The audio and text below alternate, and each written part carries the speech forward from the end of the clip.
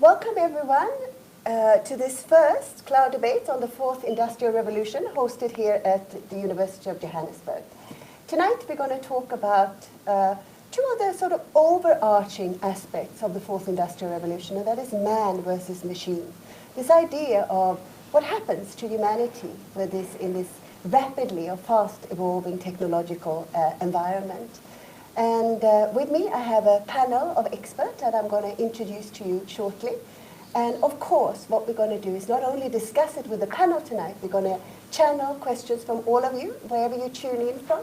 Whether you're at the office, or you may be in the car on your way home, or you're sitting at home. But we hope to feed some of your questions as well to the panelists that we have with us here tonight, and we look forward to doing so.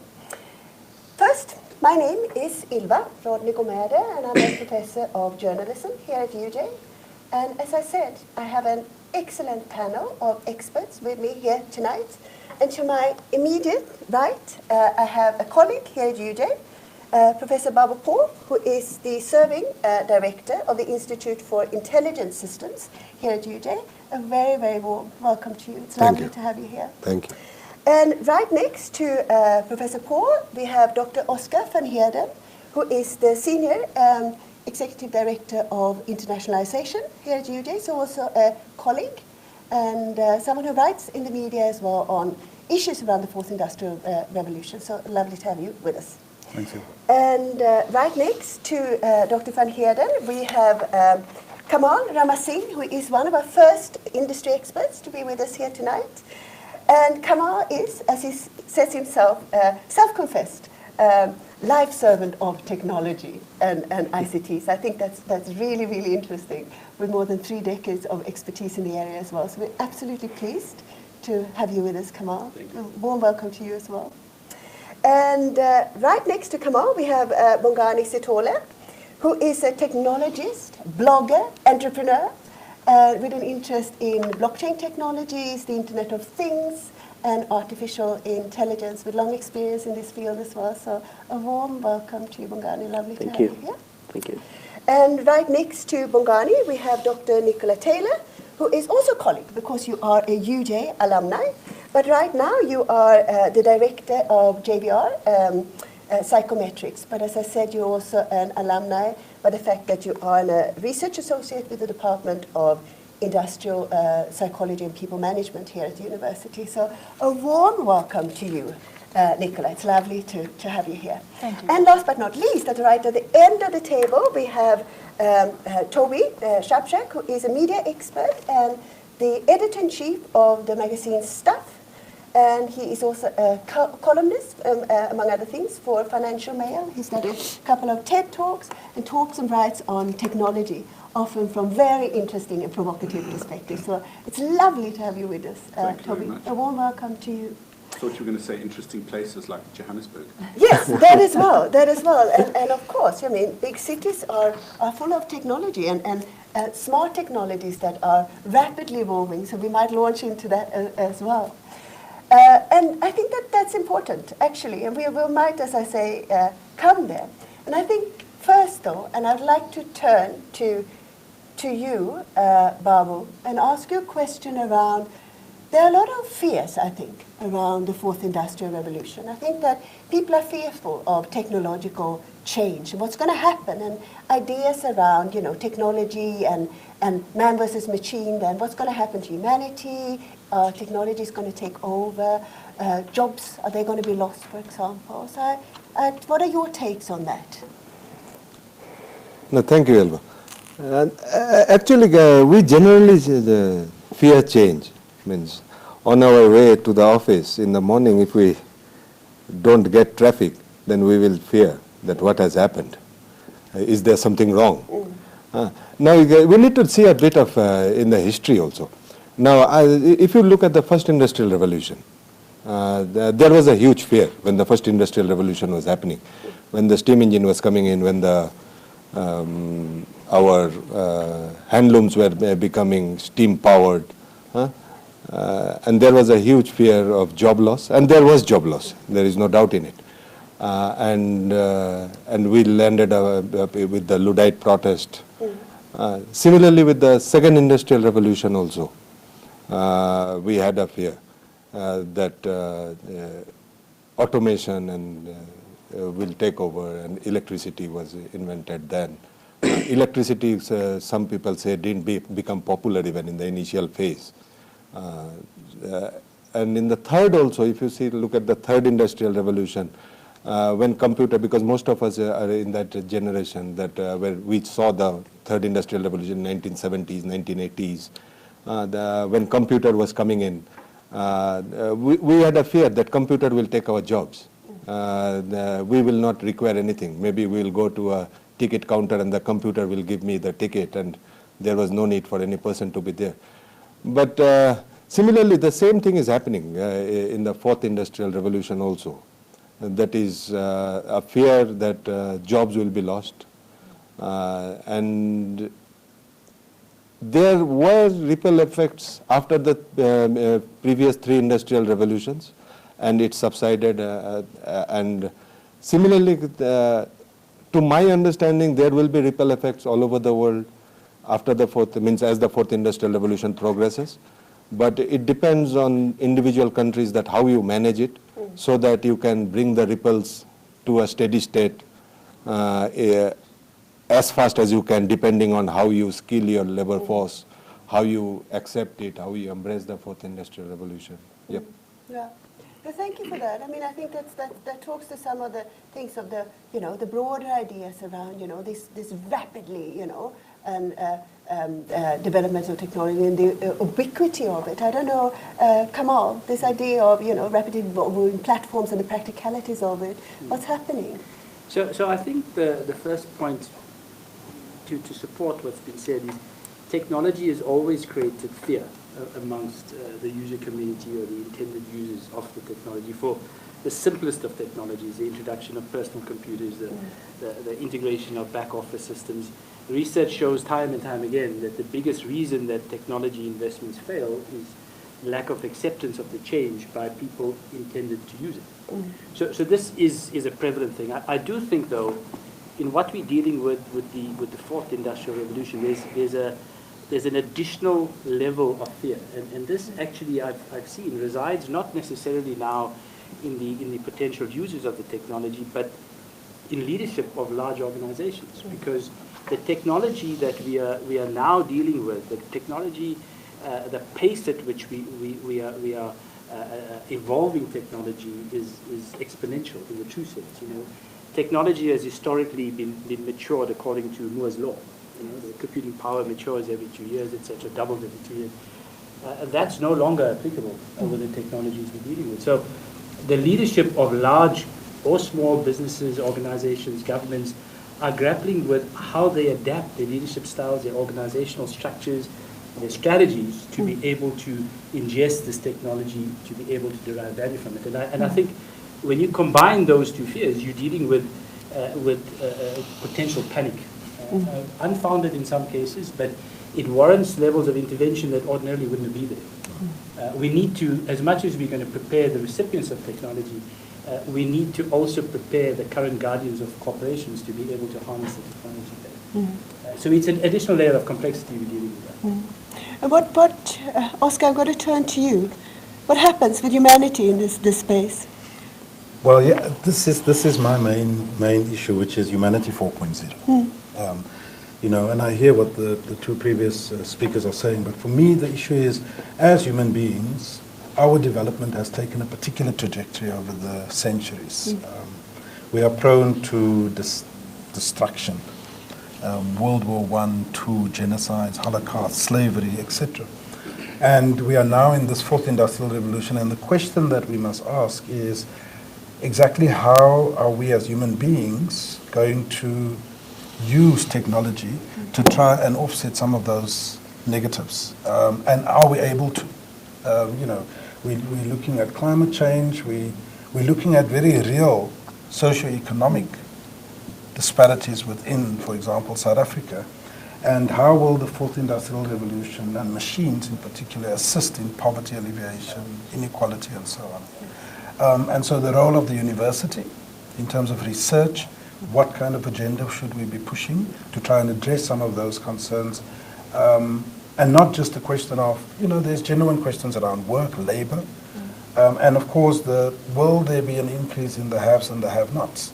Those with more money, the Elon Musks of this world and so on, will be able to use technology much better than someone in Alex or in Soweto.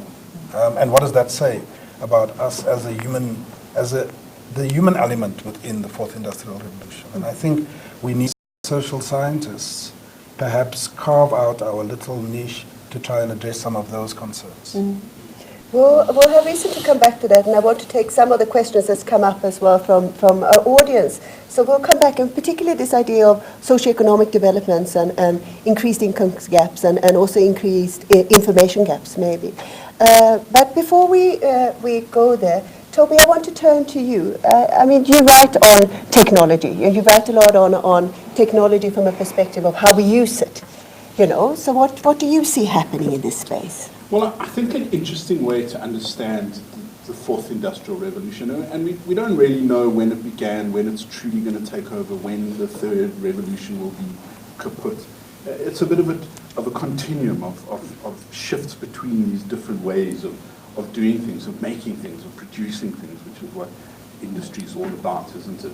And what we're seeing is a continuation of the kind of automation that started at the beginning of the 1900s, where for the first time we started moving from an agrarian-based society. I mean, at the beginning of the 1900s, 9 out of 10 people worked in agriculture of some form or other. They lived in small villages, small towns. Big cities were starting to evolve. Commerce of the second revolution, as we know it, was picking up. And now, I think 1 out of 10 people work in agriculture or agriculture-related stuff.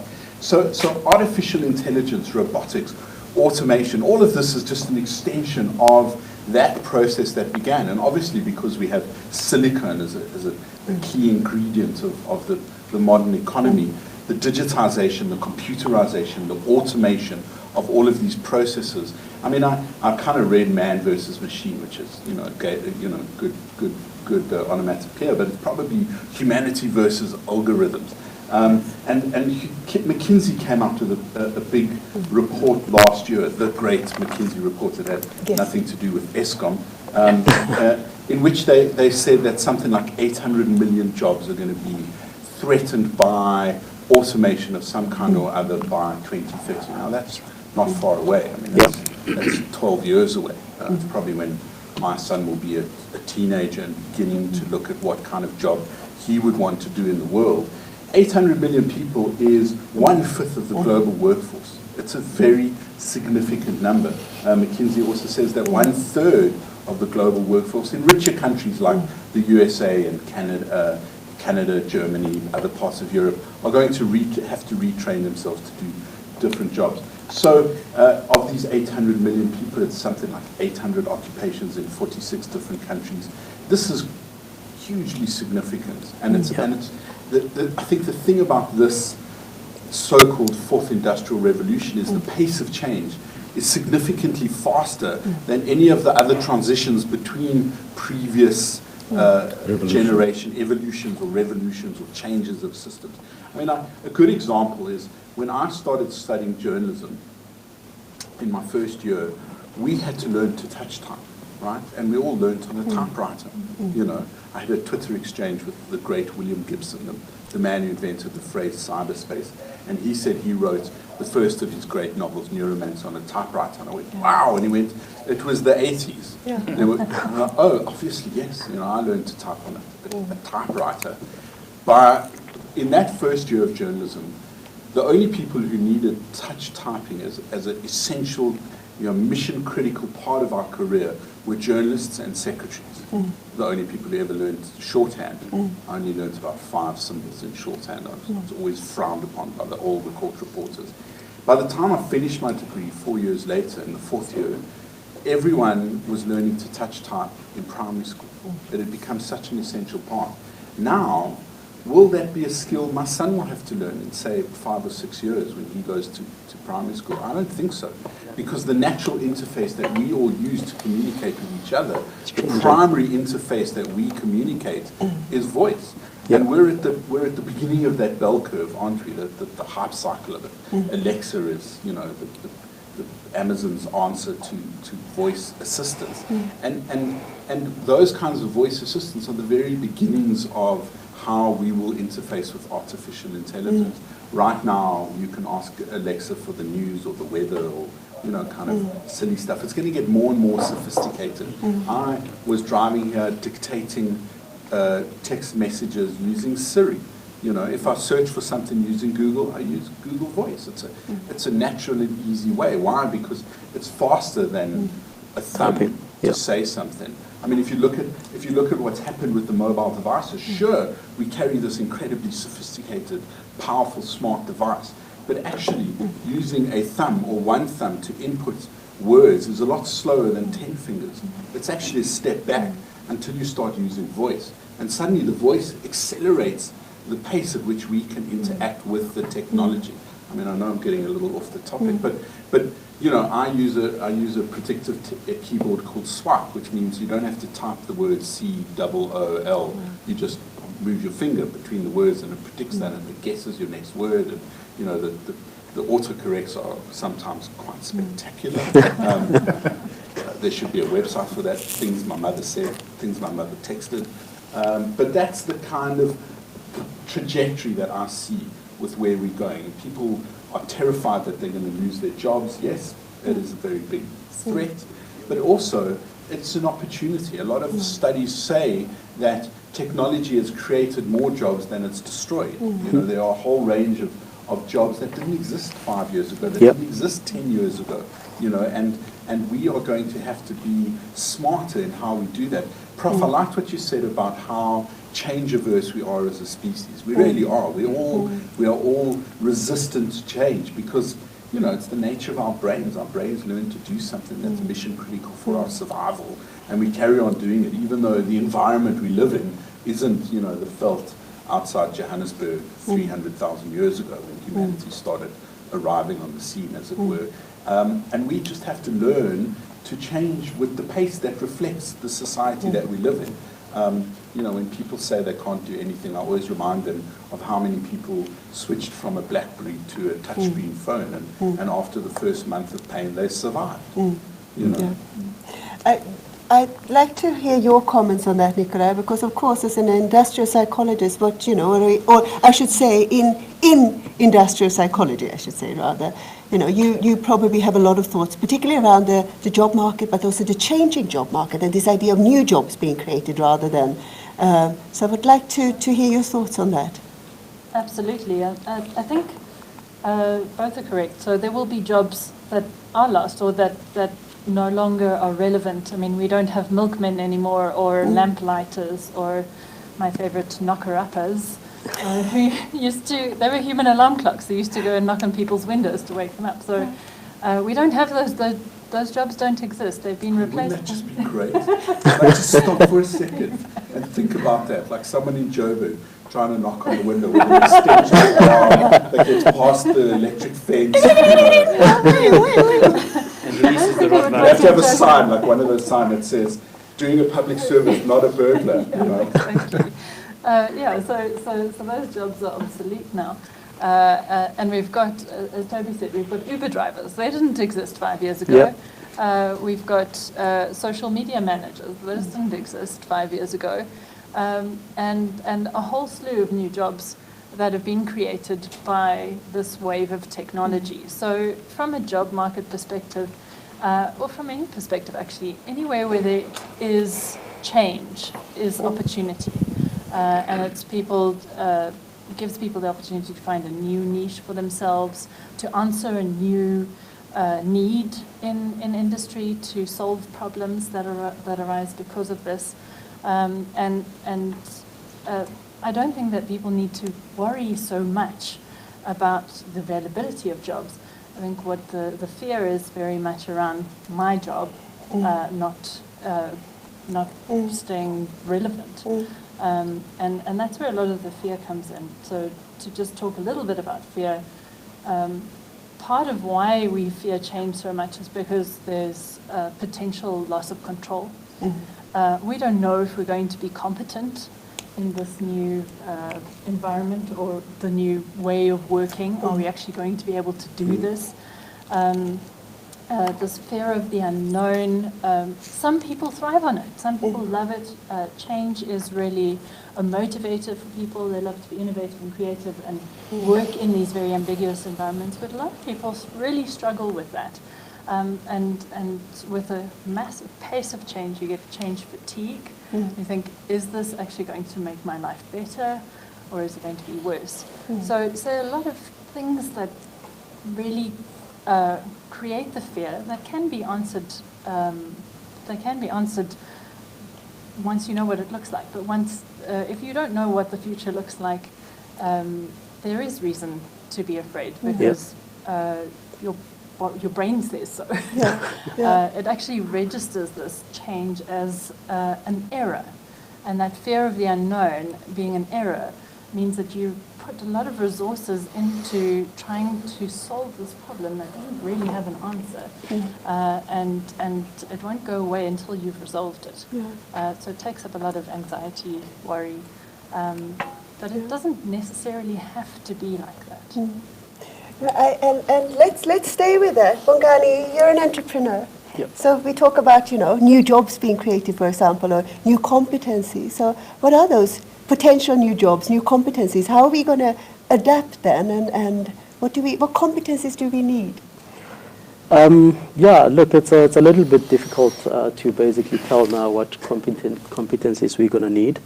I think if you look at historically where humanity comes from, I think there's kind of like three streams.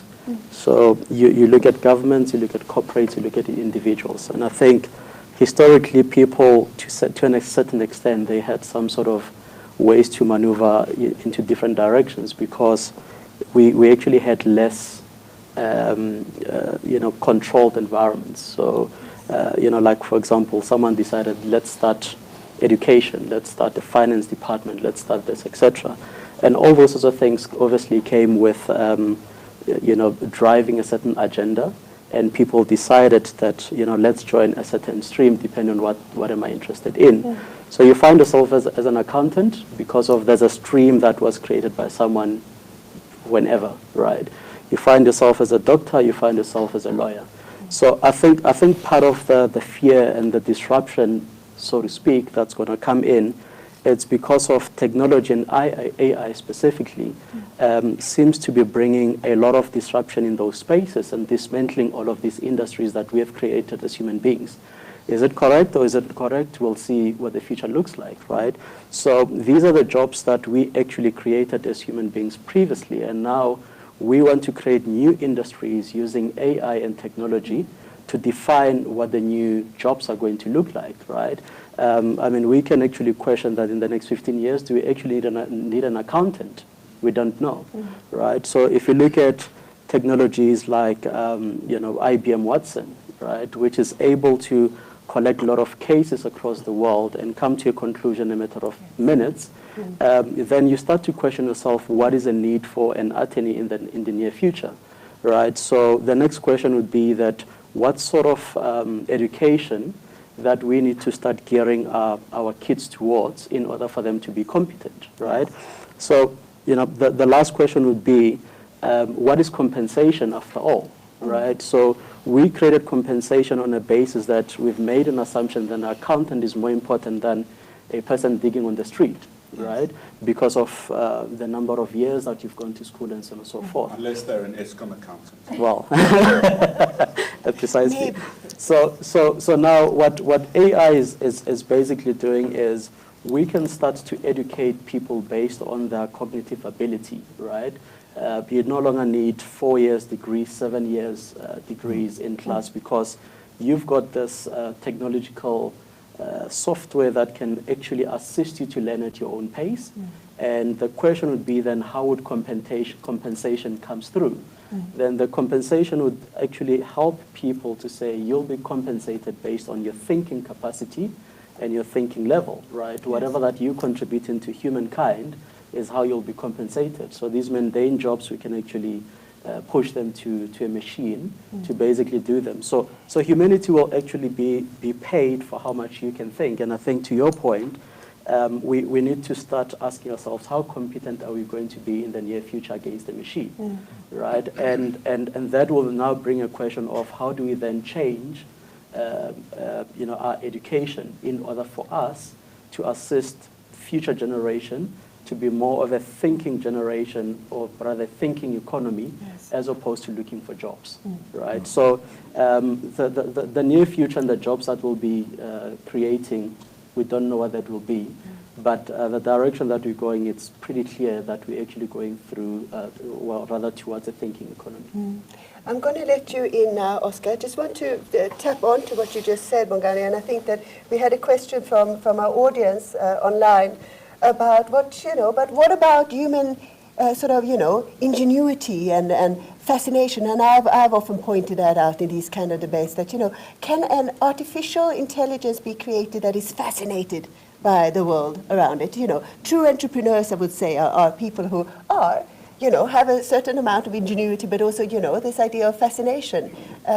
Don't know if you have a comment to that, Bongani, before I turn to you, Oscar. Yeah, look. I think it was Nadia who had this question. Sorry, I should acknowledge Nadia. Yeah.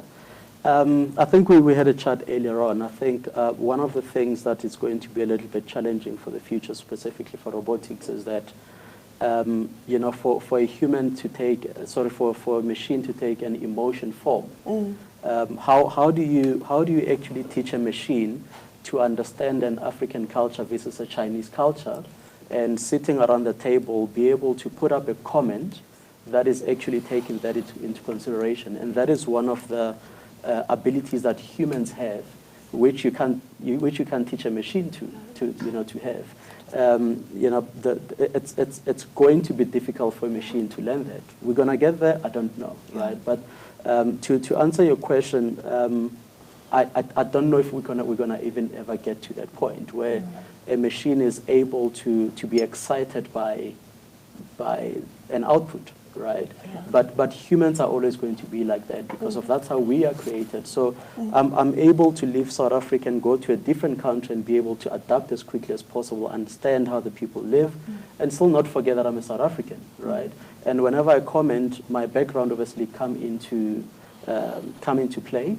But I also realize that I'm in a different country, and how I comment and how I bring my expertise to the country, I have to take all of that in consideration and emotions into play. Will a robot get to that space? I don't know. Yeah. Oscar? Well, just to comment on that, I think, not that I can speak for machines, but I do think machines are going to say that's irrelevant. Your identity and your culture or practice gets in the way of rationality and decision-making. But I just wanted to comment on the issue of fear, because it seems a lot of my colleagues are talking of fear that is partly misplaced and should be interrogated. But there is also a fear, we are a long way off from singularity. I think that is an important point to make. We are a very, very long way off by any stretch of imagination. But the fear, I think, that is also overarching is a fear that you have machines that are beginning it's human beings that are not understanding. The technology of AI is developing at such a rapid pace that even those that are in the industry are sometimes surprised with the speed with which it is happening. At the moment we still think that it is by and large about us having to input data in order for the machine to interpret, analyze, and come to a decision. But we already have machines that are having huge computing capability, much more than we can ever imagine.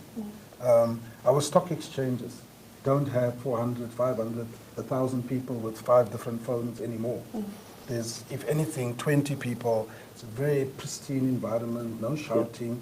And the reason is because there are massive computers that are actually moving billions of dollars and rands around, and we just defer to the machine. We obviously the machine must make the right decision. I'm sure if you've had your 1 or 2 experiences where you get money from the ATM and there's 200 rand short later in the day. And when you actually trace back your steps, very often the ATM gave you 200 rand short. But you just believe that it obviously gave you what you asked for. Because we don't stand there and count our money. We just safe to count your money. we quickly put it into our pocket. But it is about deferring. Transnet. Sometimes it says no. So the self-learning aspect is what I'm saying does create enormous fear. And the truth is that, as Toby has indicated, that even in environments such as, for example, in the military environment, often they are now deferring to machines to make critical decisions. And so there are those kinds of fears as well. And augmented realities. Yes. Absolutely. Come on, I'm going to let you in. So first, just a quick question, and I know that there are a lot of new terminology. So we mentioned singularity. We're a long way away from singularity.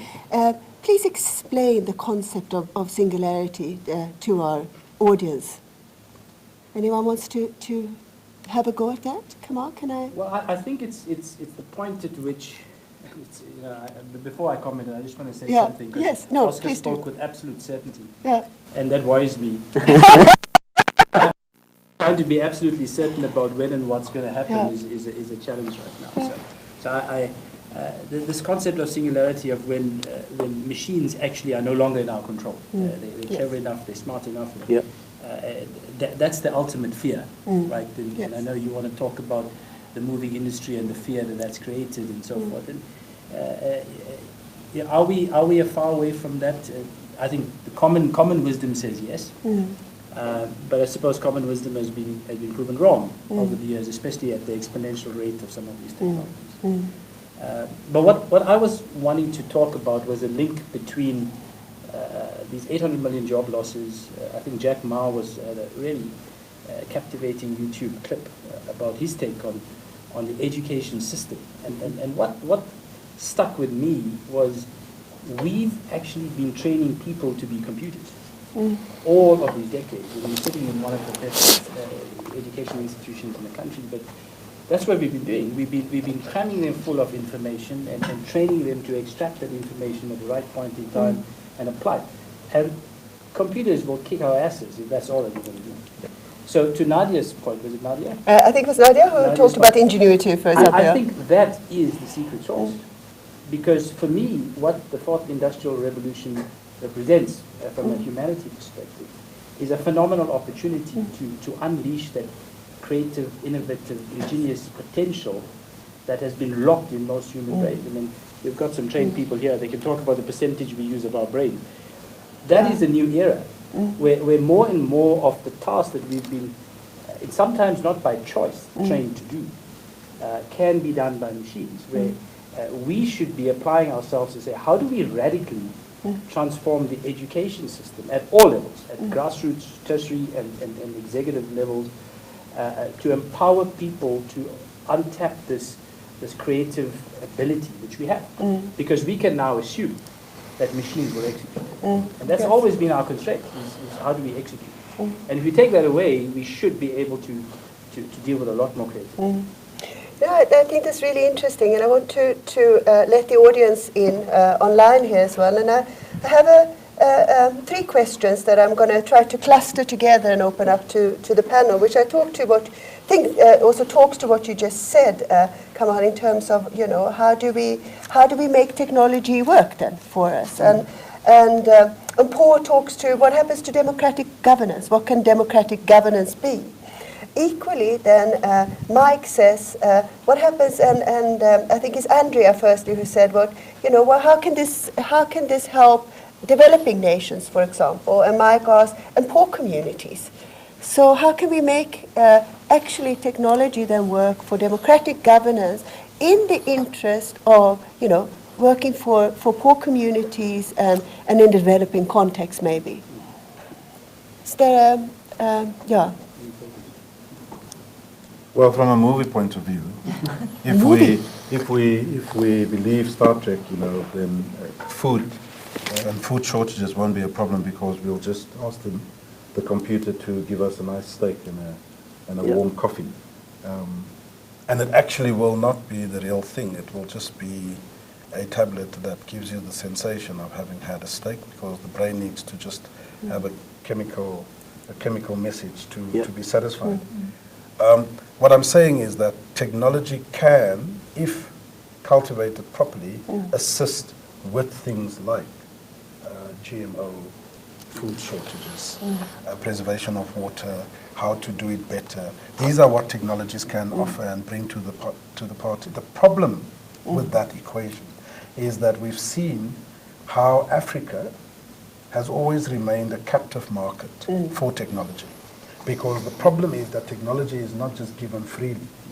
Someone has to pay for it. Elon Musk is not going to send someone to the moon for free. Someone has to fork out some serious amount of dough. And that is the problem with the question around developing countries, which is that we might develop these. And yes, I agree with Toby. It's true that Africa as a market now also has mobile technology. They've got smartphones and so on. And we know to empower the poorest of the poor, at least if they can have some kind of device with prepaid, it means they are connected, they can look for work, and so on and so forth. So technology does bring that positive element. The problem is that if we are going to continue with the world order within a capitalist system, where Silicon Valley types want return on investment, then unfortunately technology is not going to be assisting the poor of the poor, because we simply won't be able to afford it. And this talks as well, I think, to ethics and leadership, and it's something that I like to always emphasize in these conversations, is that actually we need to take charge, we need to have good leadership in these spaces, probably even on a global scale and on a global level, but then also to talk to how do we furnish ethics, and what role does ethics play in good governance, for example. But I know Bongani and Nicola, you both, Bongani, you want to say something? I just wanted to basically add on what he was saying. I think there's two things. One is that technology is starting to open up questions around governance, because if you look at South Africa, we're starting to ask questions about regulating Uber, Airbnb, and so on and so forth, right? But if you look at that, it's actually technology that is actually, generating money for the ordinary person on the street. But we're starting to question those things. So now the next thing would be using, this term loosely, disruption, is that the stuff that we're going to be seeing a lot more potentially is to give a lot more power to the ordinary person, right? To your point, in terms of having access to internet, be able to apply for jobs and so on and so forth. But this is what I always say. The problem with humanity is we've got a tendency to basically mess up a good thing that is being developed, right? And my closing remarks in that same sentence or comment would be that if it was possible for humans to capture oxygen, someone was going to do it and sell it. And the poor people were going to die, right? So if you take that as an analogy, that's essentially what humans are doing. So you've got this new oxygen called AI, which is supposed to be actually giving people, betterment in terms of what they do. But again, coming to a Silicon Valley type of structure, people are going to capture this and say, how can we capitalize on this, right? Instead of bringing back the power to the people, we're going to now enforce certain rules, certain laws, and so on and so forth. And we'll find ourselves in a situation where a gun was not actually created to kill a person, right? But now we're using it to do that. So the question of technology is, we know that we're doing this for a betterment of humanity, but at the end of the day, we're not using it to do that. And that's where the biggest fear and concern is coming from. Because if I can build technology to capture oxygen, I'm going to be a trillionaire. It's as simple as that. And people will have to pay for it. Because there's free things that you think about. There's water, which is supposed to be free to an extent. There's electricity, or at least energy. The only thing that people are unable to capture is oxygen. And that's where the biggest problem is. And we see that with pollution, and it's increased fears all over the world. Precisely, right? You look at the rising of the oceans. In the next 50 years, 200 years, it's estimated that, it'll go up by, a meter or 2 meters, right?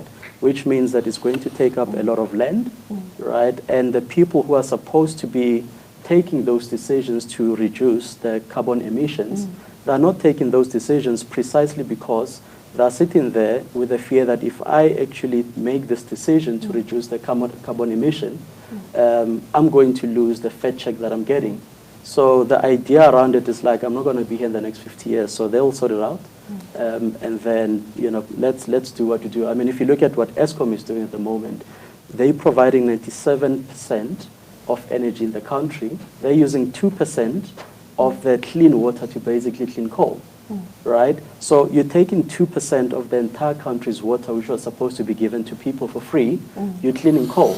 You don't want to sign an agreement for free independent producers who can come up with alternative means to generate energy so that you can reduce that 2% to at least 0.5%. You can take that 1.5% of clean water and give it to the ordinary people in the street. Go to Cape Town. Exactly. So that's where the problem is, right? So we live in a capitalist world, and unfortunately, whether you look at technology to be solving problems, yes, it will do that.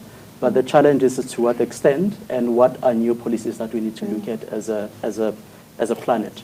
Well, I think, if you don't mind me jumping in, I think how that relates to this debate tonight is that so many decisions in the world are made on gut instinct and not on data. And we live in a world where so much data is available for so many things that we do, for so much stuff. Like, I didn't know it was 2% of the country's water.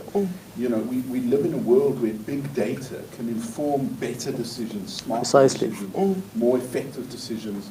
If you saw the movie Moneyball about American baseball players, it was a fascinating film starring Brad Pitt. I went and I read the book, and what this guy who came up with this idea proposed is that the baseball scouts and the baseball coaches were looking at the wrong data. They were looking at how well did he throw, how well did he run. Actually, that's irrelevant. How well did he hit the ball on X, Y, and Z in X, Y, and Z circumstances. And if you extrapolate that to the kind of decisions we make around healthcare or providing water or electricity, we're stuck in an age where we think we need coal-fired solutions. We don't. $42 billion a year is spent maintaining the electricity grid in Africa. Precisely. And we have 300 days of sunlight every year. Why are we not exploring solar?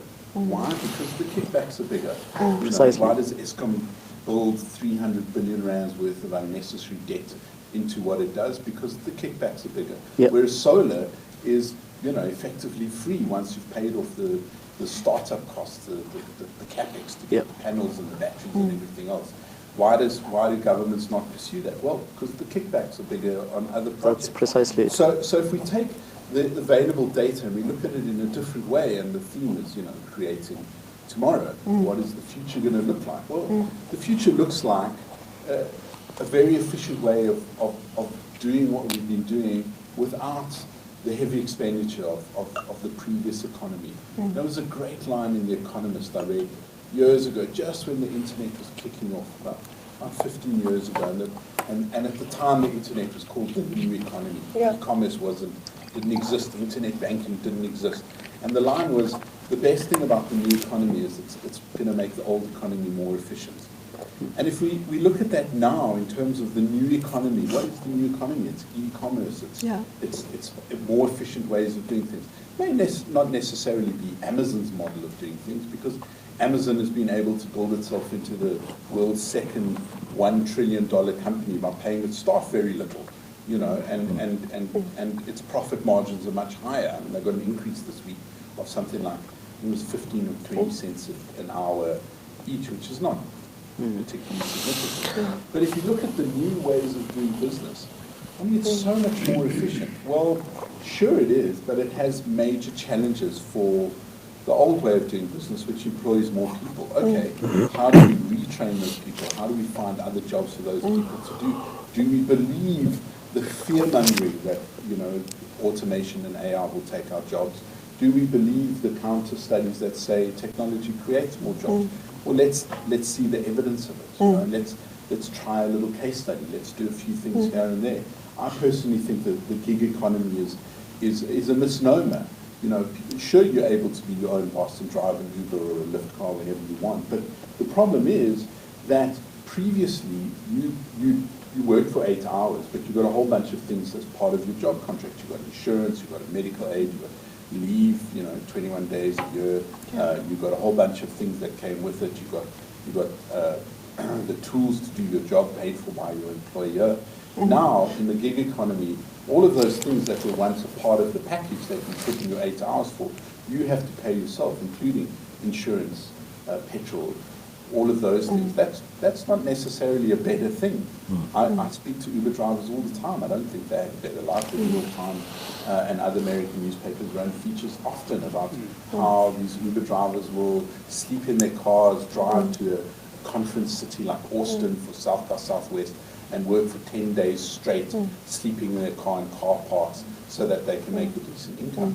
That's not making humanity a better place. It's making some people at the top of the pyramid a lot richer, but it's not making humanity a better place, even if people are now their own bosses. Now, I hear you, and I want to turn to you, Babu, and ask about, basically what this boils down to here is sort of the haves and have-nots. So who will come out the winner in this game? Okay, I'll come to that. Because someone has asked about democracy, and actually technology has made democracy the most accountable. Because if you see the voting, many countries do electronic voting machines. It is very difficult to tamper. The paper voting, you can rig voting. Now with technology, if you see, if a leader does something wrong, it is already within minutes on the Facebook. So he becomes accountable. If blockchain becomes popular, then the transactions and everything will be recorded in the blocks. So you can pinpoint that who is responsible for the fault. So basically, democracy will become more accountable and it has become, over the years, has become more accountable with the advancement of technology. The other thing that came up is poor communities. Technology in previously also has helped poor communities, and in future also, to my understanding, will help poor communities. Because when mobile phone came into picture, before that, if mobile phone was not there till date, then also we would not bring in the villages into the communication network with the landline phones. Now this mobile phone has shifted the total economy even, means bringing them into mainstream, the villages and the remote areas. So it wouldn't have been possible if mobile technology was not available. Now, I was reading the other day that you can build a house within 50,000 rands using 3D printer within 24 hours. Now, that is for the low-cost housing. For the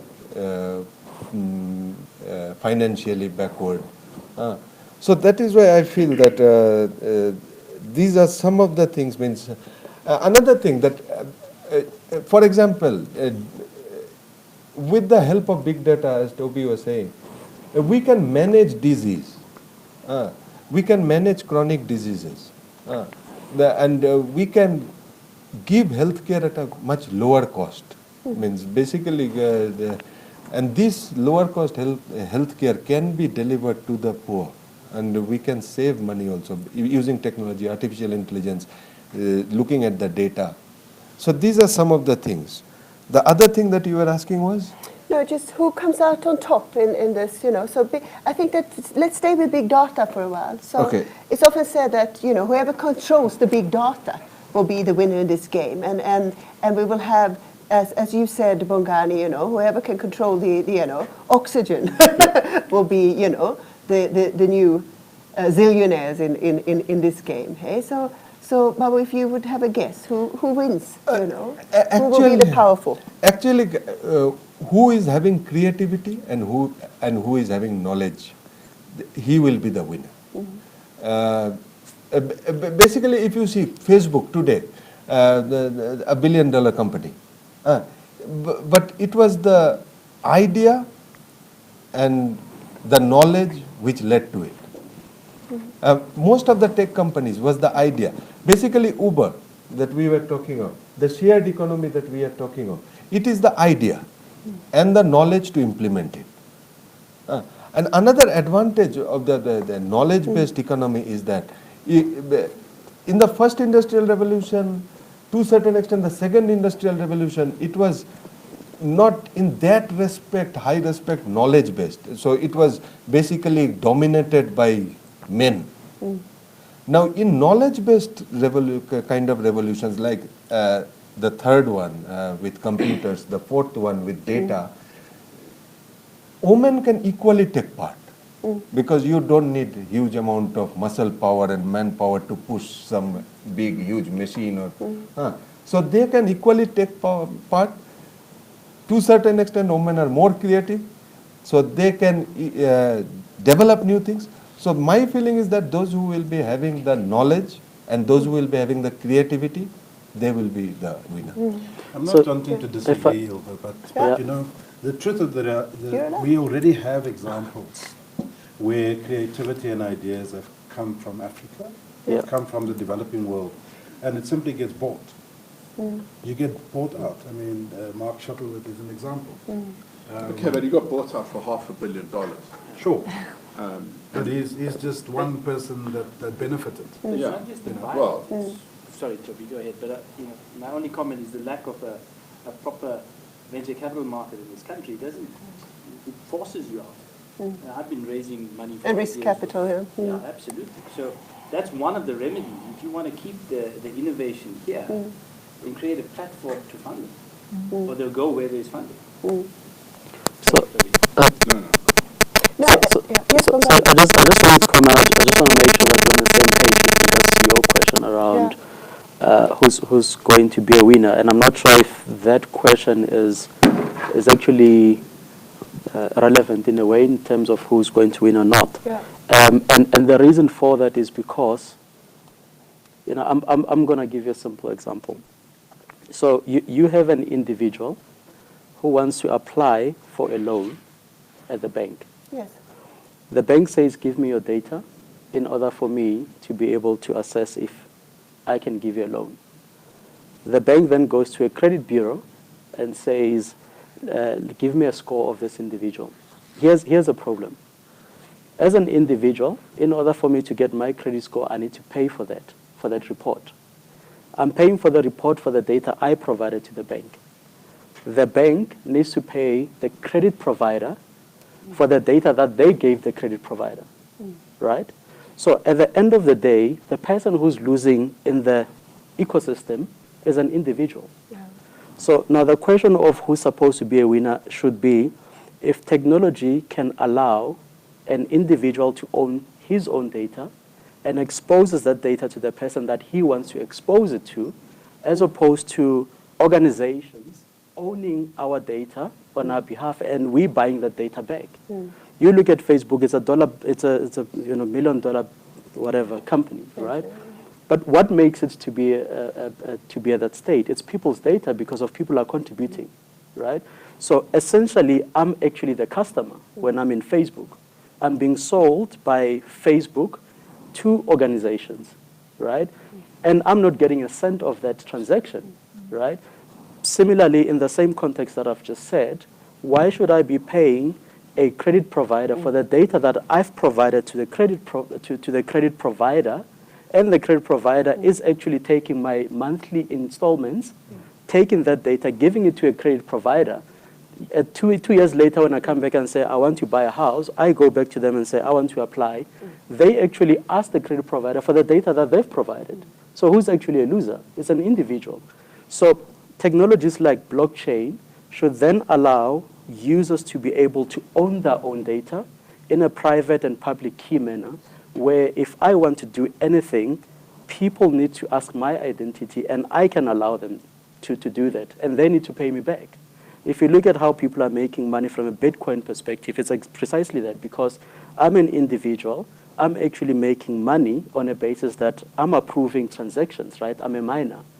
Why is it that the technology doesn't allow people to become holders of data? Organizations need to pay me to ask for my data because of I want to transact with them. So to ask a question of whether who's going to be a winner, if technology can bring us back to that basics of people owning their own data and organizations.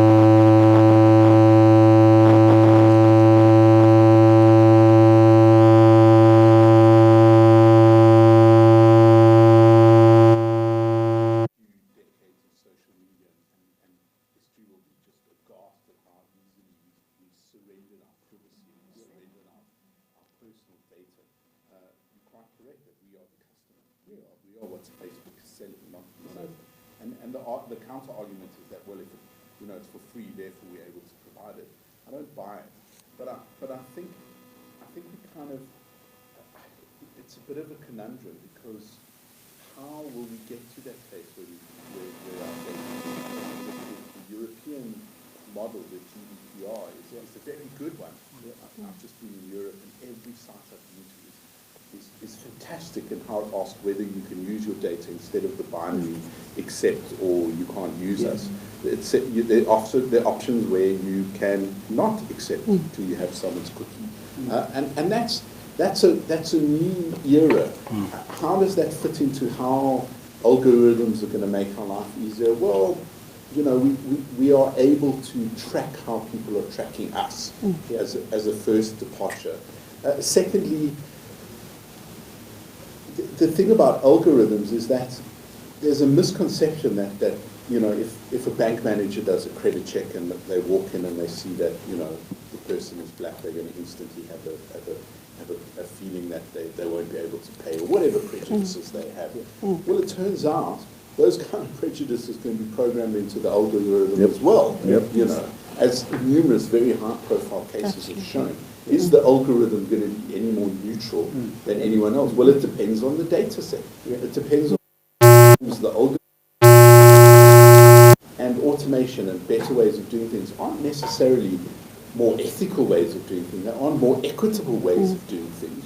The algorithm 60 years ago in Europe would have completely disadvantaged me because I'm Jewish. The algorithm would have seen me in a different way. It's the shifting cultural norms that have an impact on automation. So we have to be careful of advocating a new world, not that anyone on this panel is, based on the purity or the ethical wholeness of a system, because the system is programmed by us. And whoever us is in that case, we have our own prejudices, I think this is really, really important. We're getting to some of the nitty-gritties here. And I think that one of the questions that often comes up in this space is about new literacies. So digital literacy, for example. So how do we're very bad at protecting ourselves online. And we've had actually questions from our audience online. And Murendwa asked about, what about cybersecurity, cyber attacks? Winnie talks about what happens when computers or algorithms malfunction, and how do we protect ourselves, and what kind of literacies, digital literacies, do we need? I don't know, Nicola, do you have any ideas around that?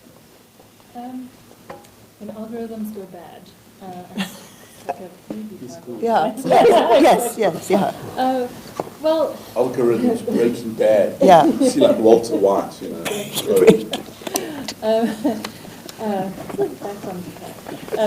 So, look, what you feed the algorithm is going to determine what comes out, and I think part of the fear, back to the fear again, people, is that these algorithms are going to take over and make all the decisions for us and so on. And particularly now, we need to be really involved in auditing where they go and what happens. Forget about friends audits. We need an algorithm. The algorithm strikes back. Yeah. So I'm going to use an example in recruiting, right? So, and this comes into people say algorithms are going to remove bias completely from the recruiting process. From only laughs because he knows. And you say, great, we're not going to take anything like race and gender into consideration. It's really only going to be stuff around education. And you, everyone thinks this is wonderful. It's a completely unbiased algorithm. And it ends up that you're still selecting white Ivy League school goers who fit a certain profile. And you go back and interrogate the algorithm and you say, well, how they're selecting these fantastic people for this job is based on whether or not they played water polo or lacrosse. Because that was the key. Or they're white, or Ivy League. Exactly.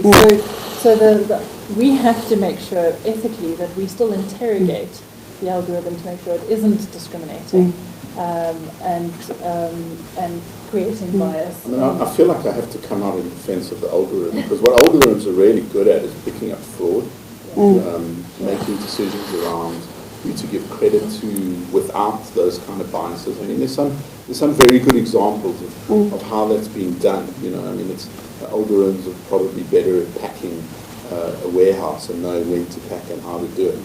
But I agree with you. I mean, the fundamental problem is what is the input data? Who decides what's good at the job? I mean, the research has always been, if you want to find someone who's really hardworking and is determined to make a go of their life, find an immigrant. Why? Because they've made the effort to come to the country, to start a new life, to do something different, you know, and that's definitely a thing up, and yet most recruiting practices would look down on that.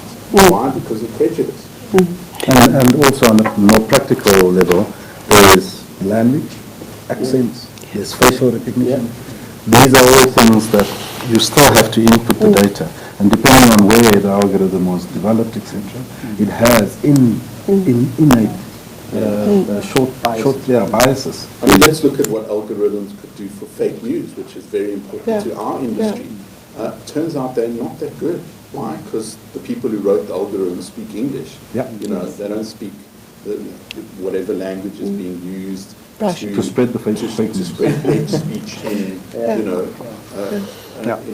Myanmar, for instance. The age-old technology acronym, garbage in, garbage out. Garbage in, garbage out. And the bigger the computer, the faster the process goes. That's garbage in, garbage in. And I think that this is maybe also the lesson learned. And I'm glad, Toby, that you raised the journalism here, fake news, for example, as an example, because I think that, yes, actually, we turn here to algorithms as, you know, we want to make programming, and I know that Google, Facebook, for example, are looking at this. How do can we develop algorithms to detect fake news, for example? And at the same time, we know that might not be possible, you know, but there are challenges in that space. And on the other hand, you know, this idea then of big data, so we're talking about big data as some, you know, dangerous in some spaces, but then also, of course, for journalism. I always say that journalists can actually, for once, go back to, you know, the very basics of getting out there on the street and talking to people, having conversations, and letting big data do other things, you know. But we still need someone to interpret the big data. Exactly. You know, you've got data. Data is another source. Yes. You have to interrogate that source as you do any other source. You have to get a second opinion. You have to verify it. You have to get a second source. Bloomberg's done a very interesting thing where they feed financial data in a spreadsheet into an algorithm, and it writes a financial report, and it writes it in 3 seconds. You know, whereas a journalist who drinks coffee, who stands outside, smokes a cigarette, takes an hour, 2 hours. You know, so that's the kind of run-of-the-mill journalism that can be automated and frees up journalists to do more important things like investigations or thought pieces or more thoughtful, engaged writing. So kind of breaking news and financial news, that can be written by a computer. Why not? You know? That's also another aspect that is under-investigated, I think, which is how technology has changed our behavior. I mean, like Toby, I've just recently come back from London, and it's absolutely astonishing. People just don't talk to each other anymore. whether you are in the underground, whether you are at the train station, we might as well be in a quiet zone because everyone's got earphones in their ears, and it's very involved with the phone, or it's just selecting music, or somebody's watching a movie, but they are certainly not communicating with each other. Yeah, if you have teenagers at home, you know exactly. What Yes. Teenagers are Londoners on the tube. Exactly, yes. Yeah, teenagers are exactly like Londoners on the tube. Yes. So I think one of the problems with algorithms is actually self-learning. Right? So because of these things are able to self-learn, you can't control what they're learning. And in some instances, you might not even know where this algorithm is at in terms of how much it has learned, because it was able to collect as much data as possible that you actually did not necessarily fit it into it. So I think one of the fears is basically to say that if robotics are actually self-learning to a point that they realize that actually the threat for me to continue is human, then what? Because you're actually now giving a lot more data to these machines, and then they realize that actually in order for us to make more money or to make better decisions, the blocker is human. So let's eradicate the problem, right? So that we can move forward. What do you do, right? And I think not human, Bogani. The problem is it's a problem program. Because remember, the machine's thinking programs. Yes. And this program that's called human has got flaws. And it's actually defective. It makes irrational decisions. That's it. It gets emotional, so it needs to be deleted. Yeah. I mean, if you take humans are Springbok rugby players. Make bad decisions. Yeah.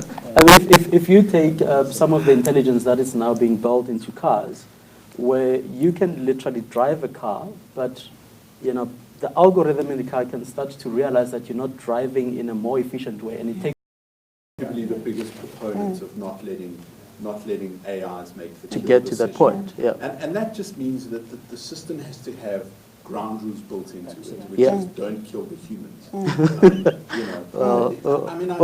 You've got hackers at the moment, right? Yeah, exactly. So you can imagine what these guys can do. It's a point of weakness. That's something we have to accept. It's a point of weakness.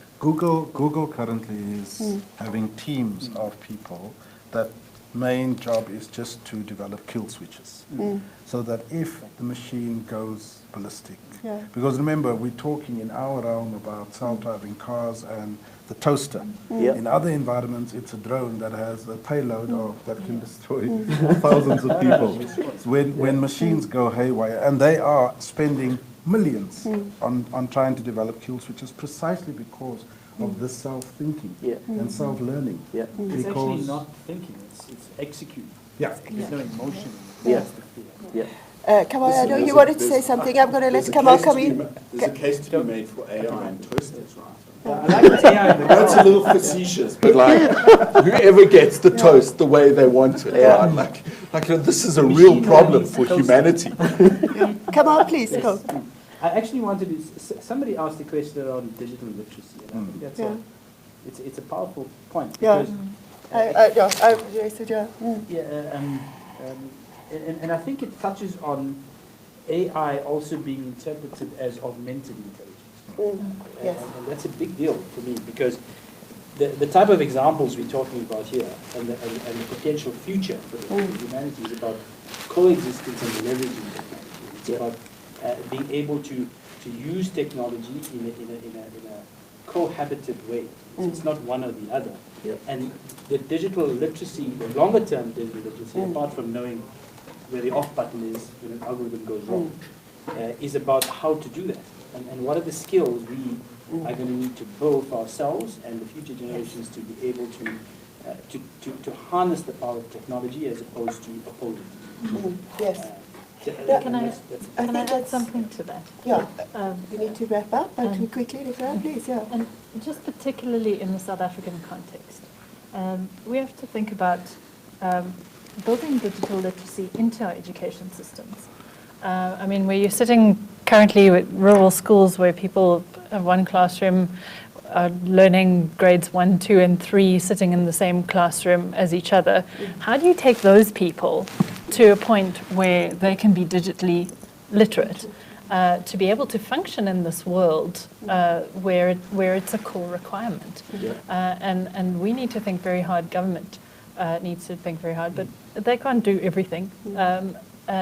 We need to find ways to be able to bring people to the point where technology is available to everyone, no matter where you're from. I mean, I think we need to apply that. I agree with you. We need to apply that to the education system itself. Absolutely. You know, the education system was designed in the early 1900s to give factory employees just enough education not to run their fingers through a sewing machine and to read instructions. Like, we need to seriously rethink how we educate ourselves. You know, how do we educate our youth? I mean, Africa, the biggest change in Africa, according to the great Hans Rosling, the statistician, is that in the next 80 years or so, Africa's population is going to go from the current 1.1 billion to 4 billion. We are going to have billions of people who need to be educated in a way that is meaningful for the future of the world.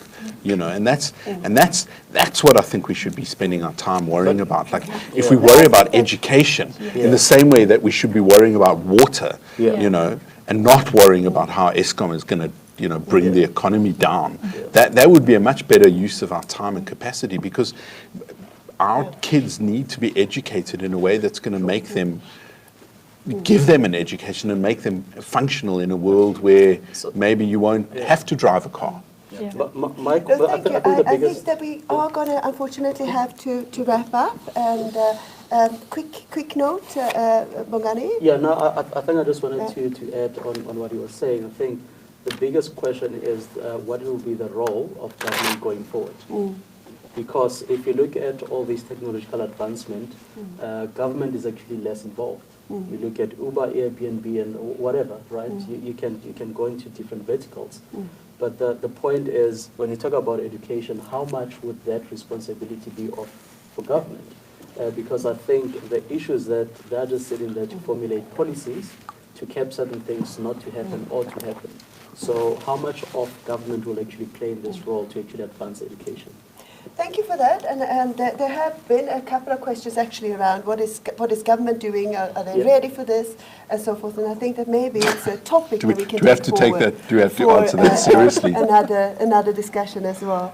I think that's really important. But I think there are a lot of lessons that we've taken away from tonight. One lesson that I take away, and I think because we are in an educational setup, we are at the university, and we're trying to furnish debates around, you know, how to grapple with these things. I think the education question is hugely important. And we often talk about the 4 C's, you know, communications, collaborations, critical thinking, and skills that are sort of, you know, also have an idea that comes back then to all of these very kind of, you know, quite debates that are, you know, that's going to shape our future going forward. And I think that creative and critical thinking is very important, and communications and collaborations, you know, are going to be hugely important for us. So thank you very, very, very much for your engagements tonight. And I think it's been absolutely fascinating. And I think there are much more to say on the topic. And we are going to have another cloud debate on the 30th of October. And then we're going to talk about what is it, you know, what does it mean, and what are the challenges of raising children in Industry 4.0, and the teenagers sitting at home, the London Tube, for the, you know, these are some of the discussions that will come up then. But for now, I want to say thank you for those of you who have participated online and from wherever you've been, at home, at the office, or in the car, or on the tube maybe in London, or somewhere else in the world. But thank you, Toby, Nicola, Bongani, Kamal, Oscar, Babu. Thank you. Thank you very, very much. Thank It's you. been an absolute pleasure. Cool. Thank you.